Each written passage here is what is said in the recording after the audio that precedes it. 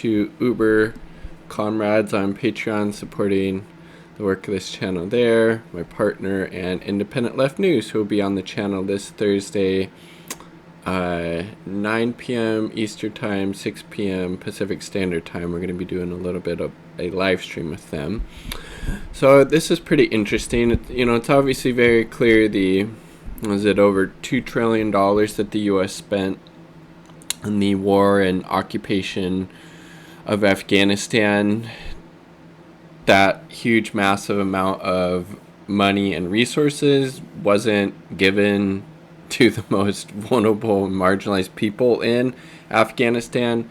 Didn't improve the material conditions of the working class there, but it did enrich the elite inside Afghanistan, as well as, outside of it, whether that's, companies like Boeing or Lockheed Martin or Halliburton, etc. And it looks like the former president of Afghanistan was quite a corrupt figure themselves. Case in point, Afghan President Ashraf Ghani reportedly fled Kabul, Afghanistan, with $169 million in cash. He fled Afghanistan cash in hand and went to the UAE on humanitarian grounds. Jesus. He took with him $169 million in cash, reports BBC journalist Kawun Kamouche. I mean, Jesus, just the amount of corruption. No wonder this government fell so quickly once the U.S. got out of there. It's just completely corrupt, kleptocratic regime that obviously wasn't looking out for the interest of the average person, the average Afghani, and instead was only concerned with enriching themselves, which seems to be the case with the former president of Afghanistan here. And largely this was probably fairly commonplace, this type of corruption in the Afghanistan government, hence why it basically collapsed like a house of cards once the U.S. left and the Taliban came in and took back over the country. A Russian news agency had previously reported the president fled the country with 4 cars and a helicopter full of cash. But it appears the actual monetary amount at the time was not yet known. Wednesday, the Afghan embassy in Tajikistan asked Interpol police to detain Ghani and 2 other colleagues on charges of stealing public wealth, according to Afghanistan's Tolo news reports. Obviously it seems like they did. If he's leaving the country with 4 cars and a helicopter full of cash, unless this Ashraf Ghani, was extremely wealthy beforehand, this is probably money that should be staying and going to the people in Afghanistan. Jesus Christ. Ghani claimed he left the country to prevent a flood of bloodshed. CNBC reports he later defended his decision in social media posts, writing, she's asking me, same pizza order like last time. Well, we're on a no plastic weekend. It doesn't sell plastic. Of course, she wants to order food out like she always wants to. Hey, Mom agreed, so. Did she? Yeah. Of course she did. She doesn't want to get paid delivered, so whenever she gets off work, me and her go. Fair enough. No? You want we'll 2 talk about it after Jedi, so I'm almost done here. Oh, God. Yes. Oh, God is right. And then so he's leaving the country with literally boatload of money. Who else got all this money? Which again, according to Brown University calculations, the U.S. spent 2.26 trillion, it's trillion with a T, in Afghanistan, or $300 million a day. Let that sink in. $300 million a day for 20 years. He 300 spends that much, or he That's pays how that much the United States spent on the war and occupation in Afghanistan. That's a lot of freaking money. Yes. Oh my God. $300 million a day. I mean, Jesus, that is just insane, right? Like, that just blows my mind. And what the people of Afghanistan, their lives weren't improved in any substantial way. The lives of the people in the U.S. weren't improved in any substantial way. Who did it benefit?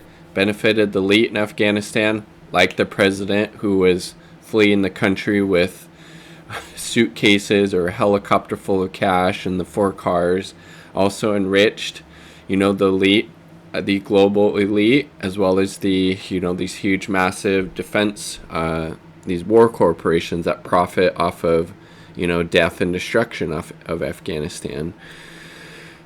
Brown University also projects that the cost of interest in the U.S.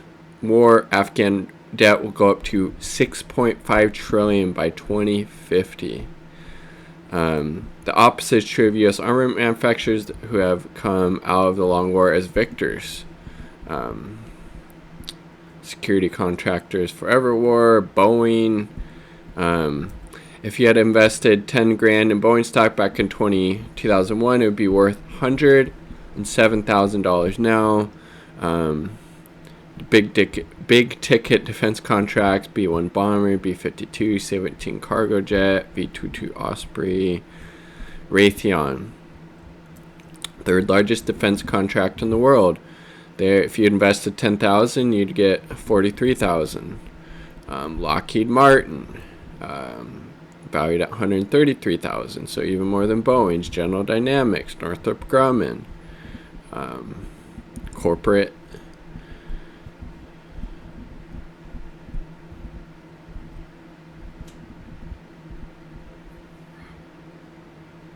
Yep, and then all these different, defense contractors enrich themselves, greatly through this war and occupation.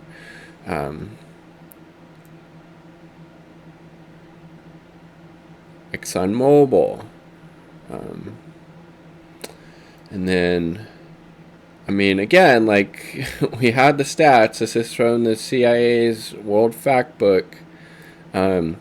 Unemployment rate in Afghanistan, 2017, almost 24%. Again, that was 16 years into the U.S. occupation. Didn't help their unemployment rate go down at all. Almost 55% of their population was below the poverty line in 2016. Clearly, this 2 much trillion wasn't going to the people without jobs, wasn't going to the people living in poverty. It was going to these huge defense contractors, the wealthy and powerful elite within Afghanistan and outside of it. But just that figure alone, $300 million a day have been spent in Afghanistan since 2001. Just how many schools, how many hospitals that could have built, how much medicine could have been developed and created, how much sustainable agriculture, how many jobs that weren't dealing with bombing and killing people could have been created, how much green technology could have been created, how much clean energy. Basically, again, it's like giving money to the police, such a waste of money and resources. But, again, this war, this occupation, very successful for the companies and the elite within and outside of Afghanistan, and obviously that never trickled down to the people there. That's why, for fuck's sake, 50% of the people there below the poverty line, 25% unemployment. a decade and a half into the U.S. invasion and occupation of this country. So it's not super surprising that this U.S. puppet government was, toppled basically in a matter of hours by the Taliban once the U.S. started to pull the forces out. But I mean, just think about $300 million a day spent in Afghanistan since 2011. Just that number is just mind-boggling. Like the video if you like the damn video. Subscribe for more content. Peace. Much love.